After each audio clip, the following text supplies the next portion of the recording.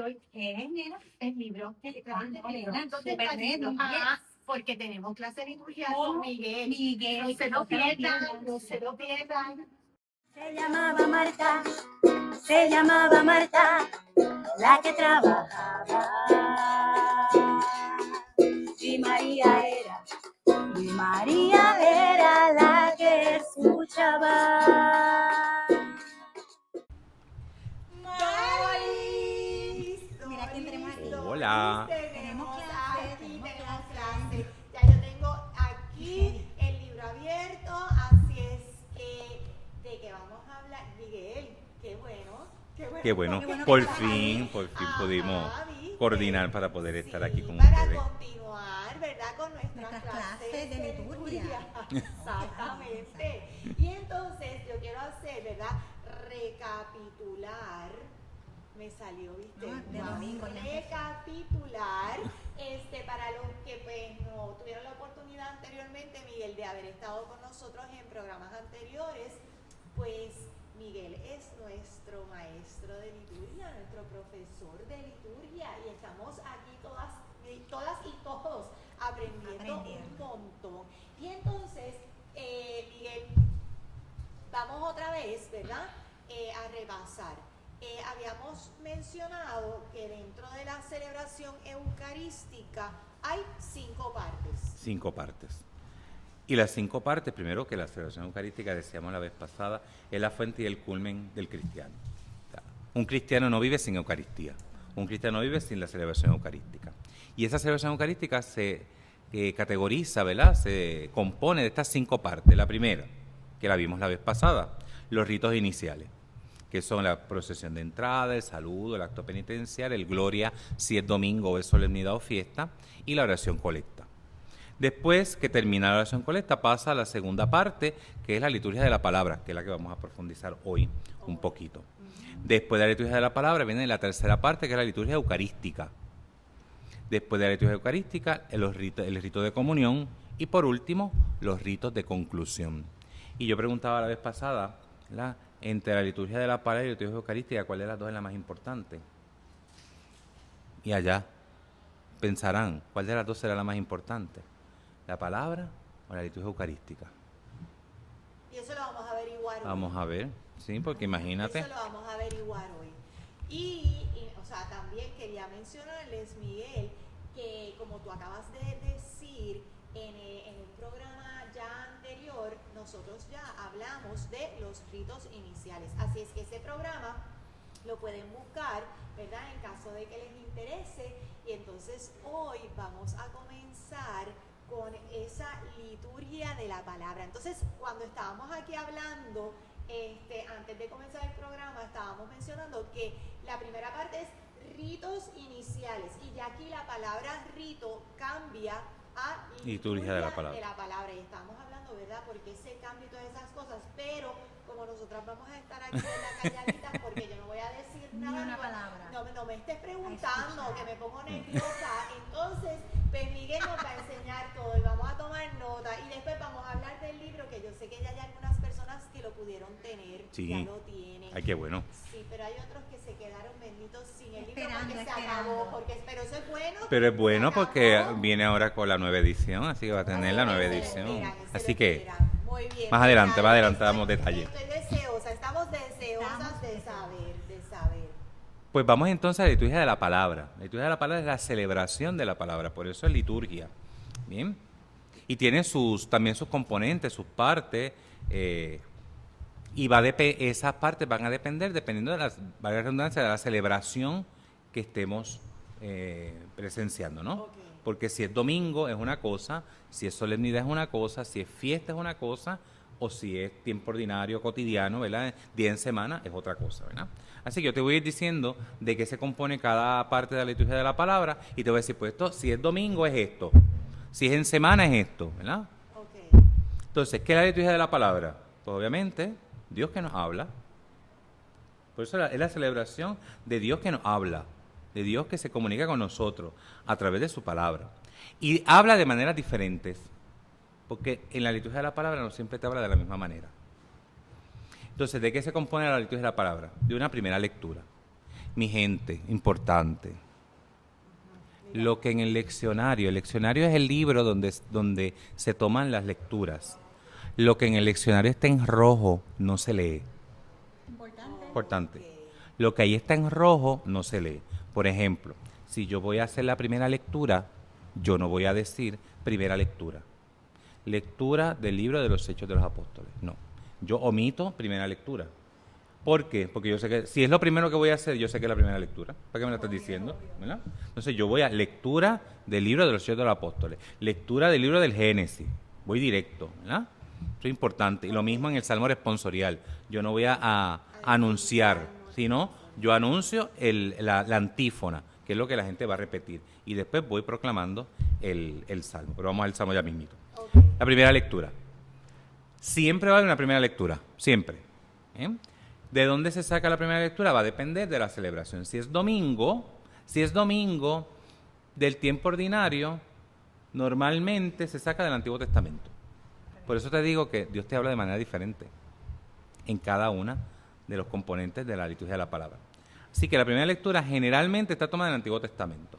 Si estamos en el tiempo pascual, la primera lectura siempre va a ser del libro de los Hechos de los Apóstoles. Porque en todo el tiempo pascual, desde la vigilia pascual hasta Pentecostés, leemos todo el libro de los Hechos de los Apóstoles. Está completo. Así que vemos aquí cómo va cambiando cómo se nos habla, porque recordamos que en el Antiguo Testamento se nos habla de cierta manera. Y es un Dios diferente al Dios de Jesucristo. Y no es que sea otro Dios, sino que la concepción de Dios del pueblo de Israel es diferente a la concepción. Por eso Jesucristo tuvo tanto choque con el pueblo de Israel, ¿no? Porque la concepción de Dios del pueblo de Israel es totalmente diferente a la concepción de Jesucristo, de su Padre. Entonces, un Dios lejano, un Dios todopoderoso, un Dios que castiga, y eso lo vamos a ir viendo en todos los textos del Antiguo Testamento.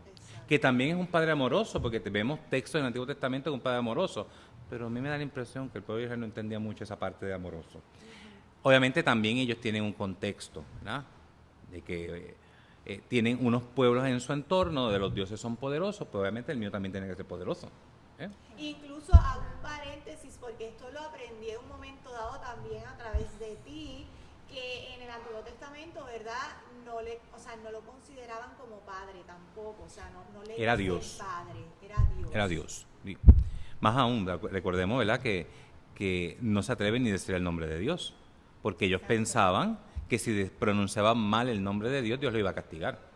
Hasta ese nivel llegaba la concepción, ¿verdad? Así que eso lo vamos a ver en esa primera lectura, ¿verdad? Dios que me habla, Dios que se revela a través de grandes acontecimientos, ¿verdad? De castigos, ¿verdad? De destierros, etcétera, etcétera, de infidelidades del pueblo, y Dios fiel, y cómo Dios responde. Todo eso lo vamos a ver siempre en la primera lectura.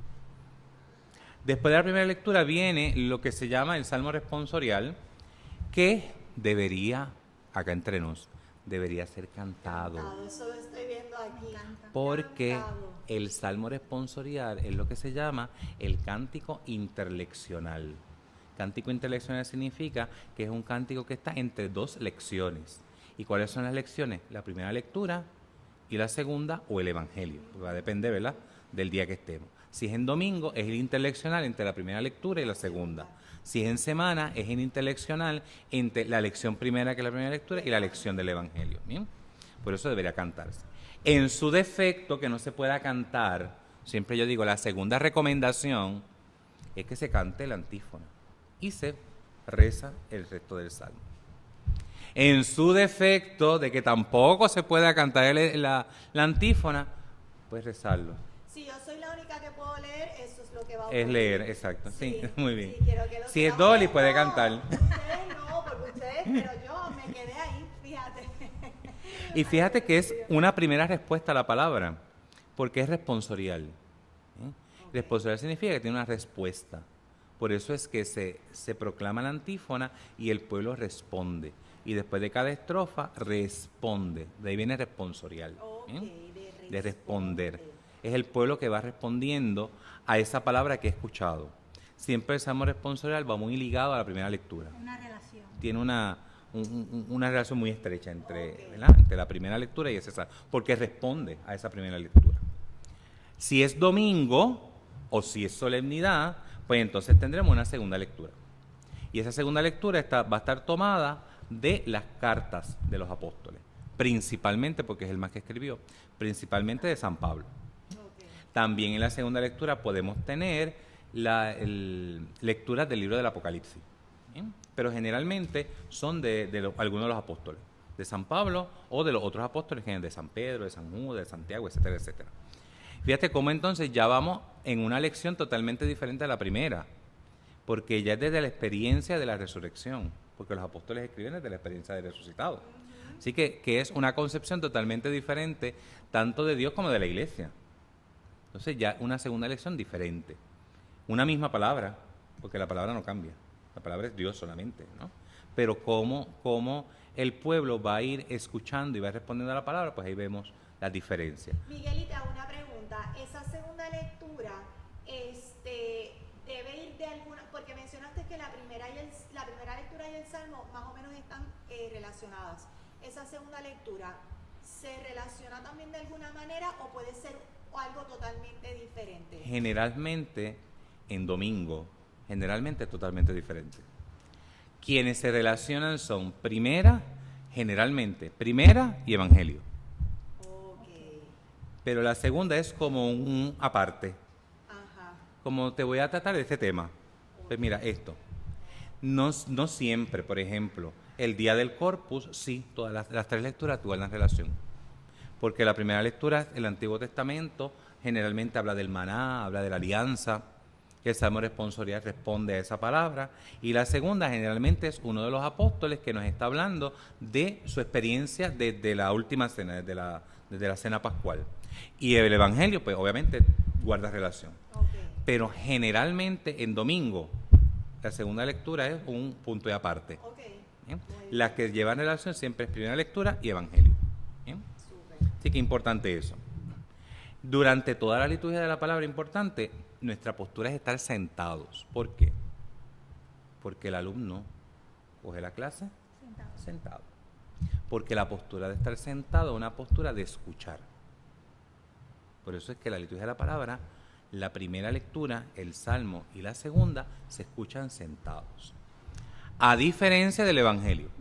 Incluso, y vuelvo otra vez y te interrumpo, Sí, sí. es que de repente mencionas el estar sentado y es que hasta en algún momento dado nos mencionaban que sentado es sentado de que ni cruzar las piernas. Por Sí. ejemplo, en el caso de nosotras las damas, que a veces nos sentamos y cruzamos rápido las piernas, que no, que debemos de tener, Se supone ¿verdad? que esa no, sea sí. la postura, que tenemos que tener hasta una postura. Es que la postura, si uno mira, y yo no soy nada de eso, pero si miramos los psicólogos, las posturas hablan. Claro, Entonces, si yo estoy con brazos cruzados hablando contigo, ¿qué estoy diciéndote? no te escucho. Que tú me puedes decir todo lo que tú quieras, pero yo no voy a recibir nada, Okay. porque estoy Sí, cruzado. Pero si yo te estoy escuchando con los brazos Claro. tranquilos, ¿verdad? Pues entonces es que estoy acogiendo lo que me vas diciendo. Muy bien. O sea que la postura también es importante, Sí, es importante. sí, sí, sí. Si yo cruzo las piernas, pues es lo mismo. Y dice que es como, ¿verdad? Como, exacto, de relajado, de fiesta. Y de bloquear, es que el cruzar Es es bloquear. Entonces yo crucé las piernas, pues estoy bloqueando esa palabra que quizás no es la intención, quizás es que me duele la espalda. Claro, claro. Pero como la postura es importante en la celebración litúrgica, las posturas son bien No importantes. están puestas por decoración, exacto. sino porque tienen un propósito, ¿verdad? Exactamente, Pedagógico. exactamente. Y además, y pedagógico y un fin comunitario, que eso a veces la gente no lo entiende. La liturgia la celebramos en comunidad y no es, yo no voy a la misa a hacer lo que yo quiera. Es que yo quiero decir amén. Pues no, porque el amén se dice donde se dice. Es que en el Padre Nuestro yo quiero extender las manos para arriba. Pues no, porque la liturgia dice que en el Padre Nuestro usted no extiende las manos para arriba. Porque es comunitario, somos todos. Somos iglesia. Que le hemos dicho en otras ocasiones, ¿verdad? Cuando nos convenzamos que somos iglesia, estas cosas pues cambiarán. Pero mientras tanto, estaremos perdidos, ¿no? Pero la liturgia es eso, es comunitaria, es que todos celebremos. Y nos quedamos entonces sentados hasta la segunda lectura. Hasta la segunda lectura. Entonces aquí siempre hay una duda, porque siempre uno ve en las celebraciones, en el Evangelio me tengo que parar. ¿Cuándo? ¿Cuándo? Sí. ¿cuándo me paro? Ajá. ¿Y cuándo me paro? ¿Cuándo me paro? Yo dije que no voy a contestar nada. Yo voy a aprender todo por si acaso. En el momento en que se comience a entonar el aleluya o en tiempo de cuaresma la antífona antes del evangelio. Ok. Ese es el momento, ese es el clic del pueblo de que ponte de Pero pie. el mismo monitor invita a ponerse de Si pie. hay, Sí antes hay, del evangelio, sí sí. hay, exacto. Sí, sí. Pero porque no es obligatorio, ¿verdad? En la monición no es obligatoria. Usualmente yo miraba si el sacerdote se paraba, me paraba, Ahí- si se paraba el diácono que iba a leer, ahí era. Ahí hay un error. Ajá. ¿Por qué? Porque si en la celebración hay un diácono, que es el que va a proclamar el Ajá, evangelio, ujú. el diácono se pone de pie para pedir la bendición, pero el sacerdote no. No, exacto. El sacerdote permanece sentado. ¿Por qué? Porque él es la autoridad. Él está dándole la bendición al diácono para que él pueda ir a proclamar el evangelio. Entonces, si yo espero a que el cura se ponga de pie, No se va a pues lo poner estoy de haciendo mal porque él no se va a poner de pie. Más aún, si hay dos diáconos en la celebración y a mí me corresponde leer el evangelio, yo me pongo de pie a pedir la bendición y el otro diácono también. Los dos. Porque el otro diácono no es autoridad, la autoridad es el que preside. Si es una celebración diocesana, donde yo como diácono voy a pedir la bendición al obispo, el diácono se va a poner de pie, el que va a pedir la bendición y el que está acompañando al obispo, el otro, se ponen de pie. El sacerdote se queda sentado y los sacerdotes, el obispo se queda sentado y los sacerdotes también, Ok. porque ellos son la autoridad. Ok. Todo ¿eh? el que esté celebrando se queda así. Se queda sentado hasta que el obispo da la bendición, que el diácono se voltea a buscar el evangeliario, que es el libro donde están los evangelios, y entonces hay todos los sacerdotes y el obispo se ponen de pie. Pero el pueblo santo de Dios, ¿en qué momento? Tan pronto comienzan a entonar el aleluya. El aleluya o el estribillo, ¿verdad? Porque recordemos que en Cuaresma no se canta aleluya, se canta un estribillo antes del evangelio. Muy bien. Y después de eso se proclama el evangelio. ¿Y por qué el evangelio se proclama y lo escuchamos de pie? Si es una lección, ¿no? Y las lecciones de los discípulos las escuchamos sentados, ¿no? ¿Y por qué de pie? Porque fíjate que en primera lectura hemos escuchado la palabra de Dios a través de algún escritor sagrado, o los profetas, o alguno de los, ¿verdad? de los escritores sagrados del Antiguo Testamento. El Salmo es una oración. ¿Ah? La segunda lectura nos han hablado a través de los apóstoles, pero el Evangelio, Jesucristo es el que habla. Por eso fíjate lo que te dije al principio, cada lectura es escuchar la lección De manera desde diferente. diferente ángulo. En el Evangelio es de pie porque es Jesucristo el que habla. Brutal. Entonces, por reverencia, por respeto a Jesucristo, que es nuestro Señor, nuestro Redentor, yo me pongo de pie a escuchar su palabra. Entonces se escucha de pie. Al final, fíjate que hasta la respuesta que se da son diferentes, y esto yo a veces lo he escuchado en sitios y hay gente que tiene un poquito de enredo. En primera lectura y segunda lectura, palabra de Dios, te alabamos, Señor. Esa es la respuesta del pueblo, te alabamos, Señor. En el Evangelio, el diácono o el sacerdote comienza, el Señor esté con ustedes y con tu espíritu. Lectura del Santo Evangelio según San, el que sea, ¿no? San Lucas, San Marcos, o Evangelio de nuestro Señor Jesucristo según San Lucas, San Marcos, San Mateo, etc. Gloria a ti, Señor. Exacto. Sí. Es la primera respuesta, sin el Jesús. Gloria a ti, Señor. Evangelio de nuestro Señor Jesucristo según San Mateo. Gloria a ti, Señor. Al final del Evangelio, palabra del Señor. Gloria a ti, Señor Jesús. Hablado. Son dos cosas diferentes. Brutal. Y la gente a veces, a mí me ha Sí, pasado, poner Jesús en las dos me veces. ponen Jesús en las dos veces. Y entonces yo a veces, obviamente Ok. desde el ambón no puedo decir esas Claro. cosas, ¿verdad? Pero ahora lo digo desde aquí. En la primera parte es sin el Jesús, gloria a ti, Señor. Y cuando termina palabra del Señor, gloria a ti, Señor Jesús. ¿Eh? Después de la proclamación del Evangelio, entonces nos sentamos otra vez. Pregunta con Ajá. eso. Yo recuerdo de pequeña, no fue hace mucho.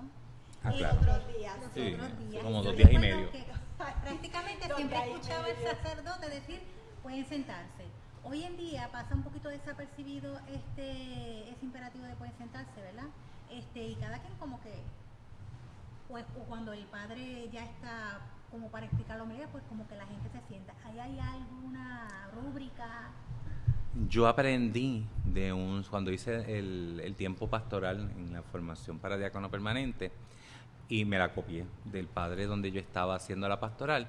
Él siempre decía, terminaba el evangelio, sea por él o sea proclamada por el diácono, él se decía, tenga la bondad de sentarse. Y yo me la copié. Yo proclamo el evangelio, y si a mí me toca predicar la homilía, yo termino palabra del Señor a ti, Señor Jesús, beso, que es importante, ¿verdad? Beso el evangelio, porque es Jesucristo.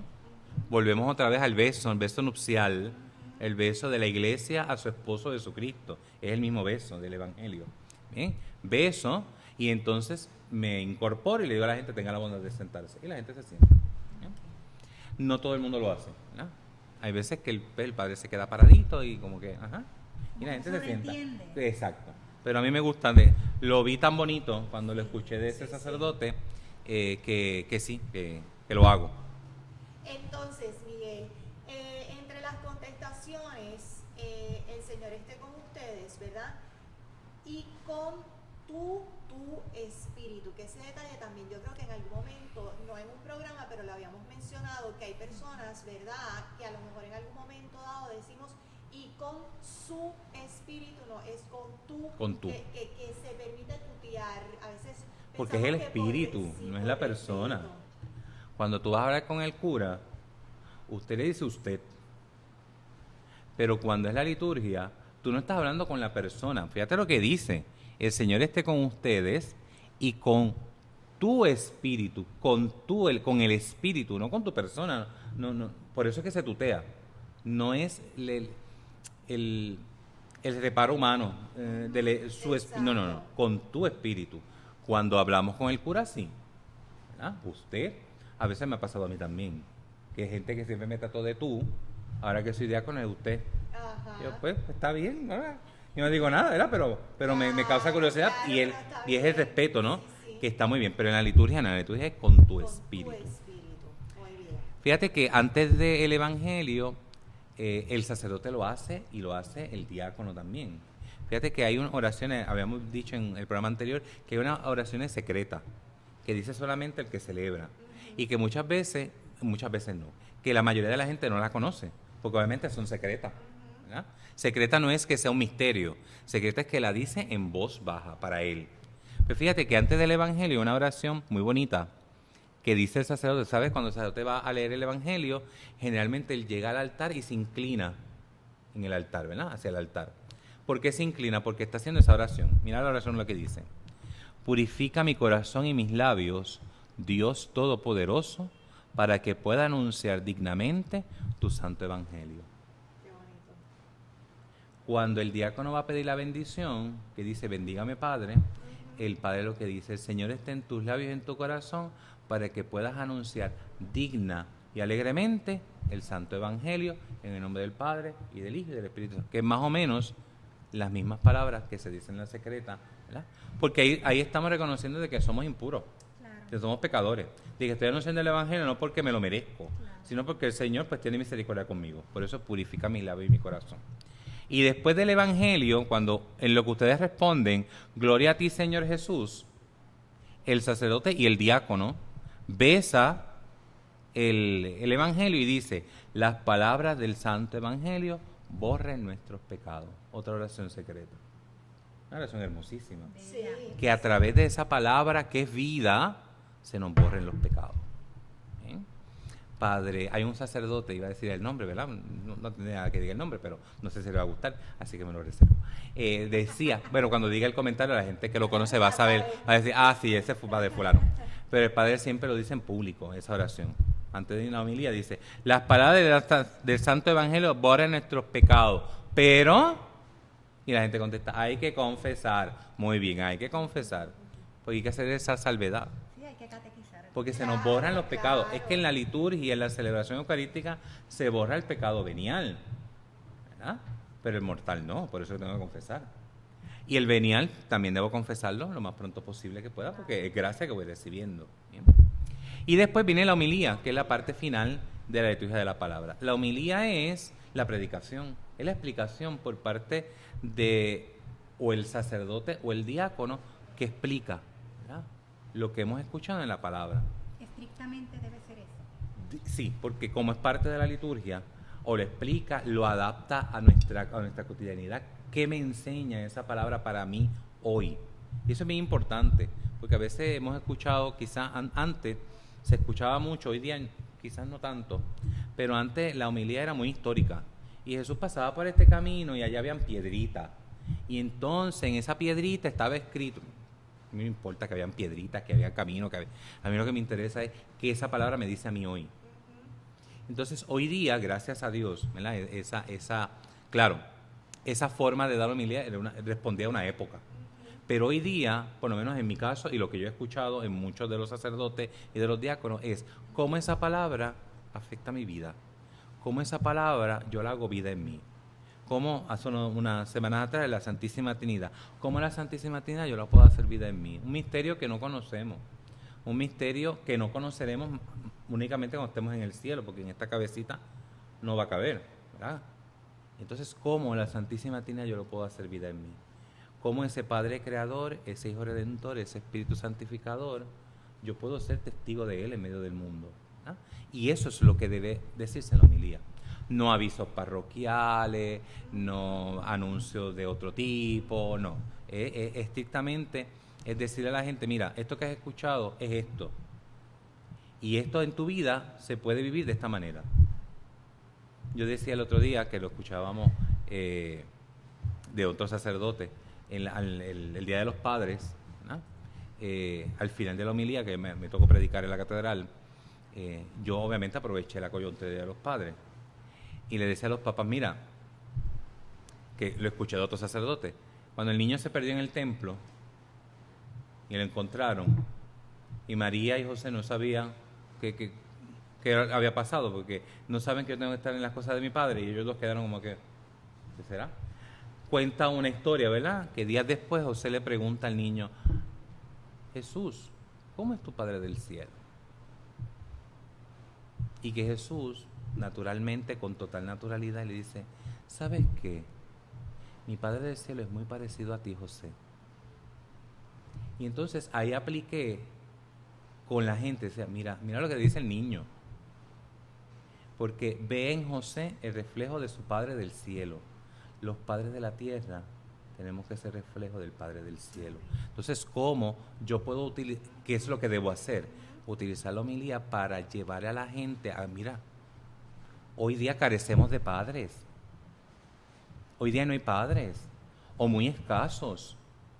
Entonces, como esta palabra en el Día de la Santísima Trinidad, porque coincidía Santísima Trinidad con el Día de los Padres, como ese Padre Creador, yo tengo que ser reflejo de ese Padre en medio del mundo, ese Padre que ama, que crea por amor, porque le da la gana. Él no necesitaba crear el mundo, Él no necesitaba crear los seres humanos. ¿Por qué lo hizo? Porque le dio la gana, porque tenía tanto amor que quería compartirlo. Pues eso es lo que tú y yo tenemos que hacer como padres o como madres, o como cristianos, o como seres humanos. Bueno, no tenemos que ser ni cristianos, como seres humanos, ¿qué tengo que hacer? Repartir ese amor que he recibido, porque estoy respirando, tengo vida, estoy viendo, estoy escuchando, pues porque una gracia, un don, pues eso yo tengo que compartirlo. Pues eso es lo que debemos hacer en esa homilía. La homilía es obligatoria. Es obligatoria en domingo, en semana optativa. O sea que si tú vas a misa en semana y el cura termina el evangelio y se va al ofertorio, no te escandalices, ¿sabes? No hay ningún problema, porque la homilía es optativa en semana.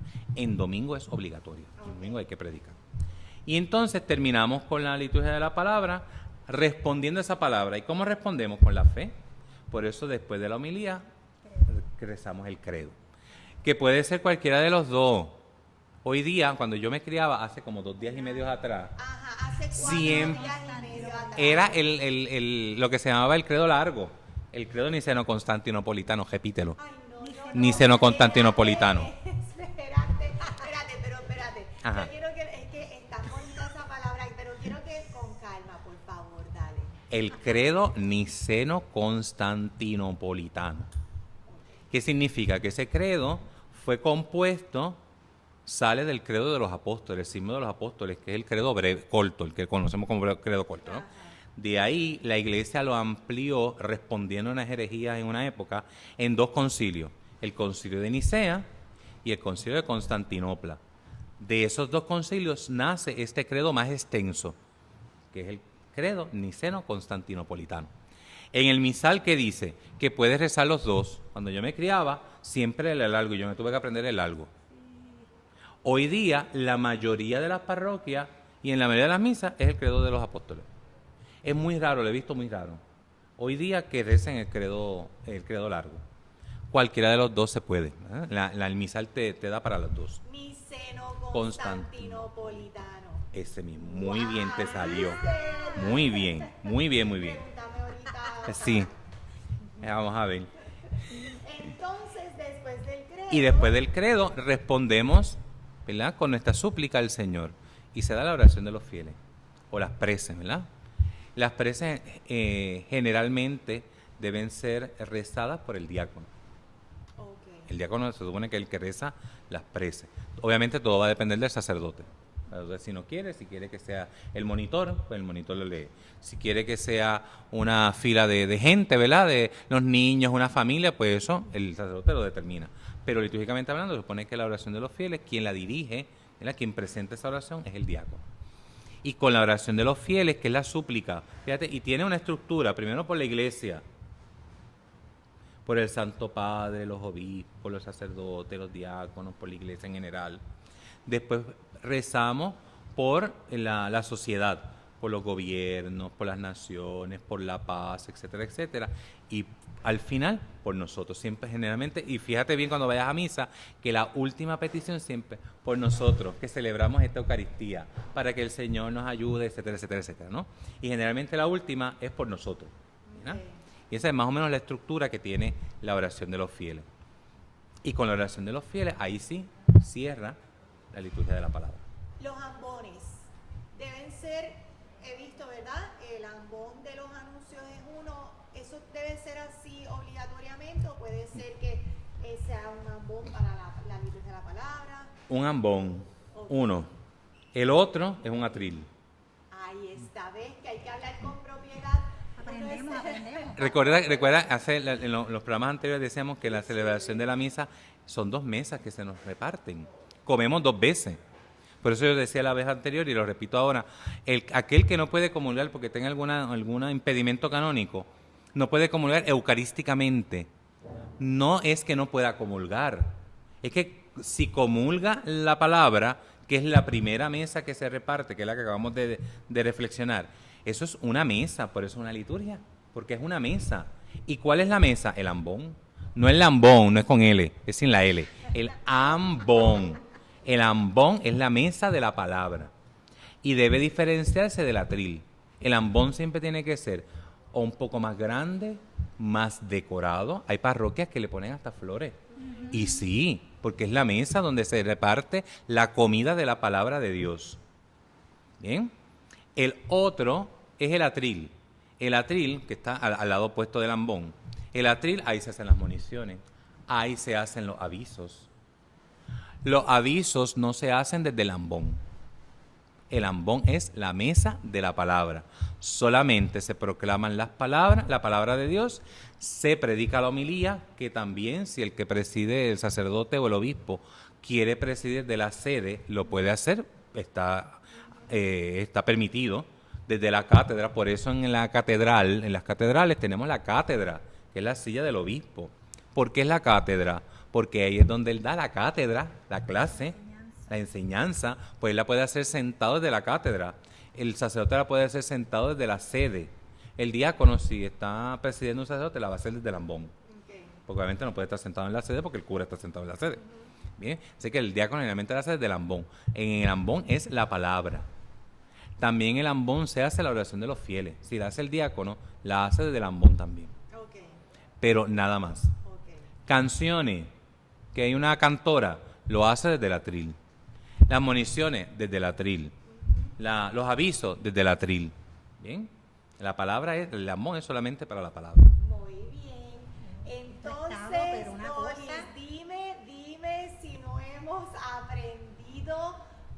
Amén, amén. De Esto verdad. está para darle rewind. De verdad que Así que lo guardan, aprovechen, lo guardan y entonces lo van viendo, cuando se te vaya olvidando las cosas, lo vas viendo otra vez y lo pones otra vez. Definitivamente, te tenemos que dar tantas gracias Amén. por acompañarnos, por venir cada vez que te invitamos, ¿verdad? Al balcón de las de Betania, o sea, por estar dispuesto, Amén. ¿verdad? Accesible, por querer enseñar.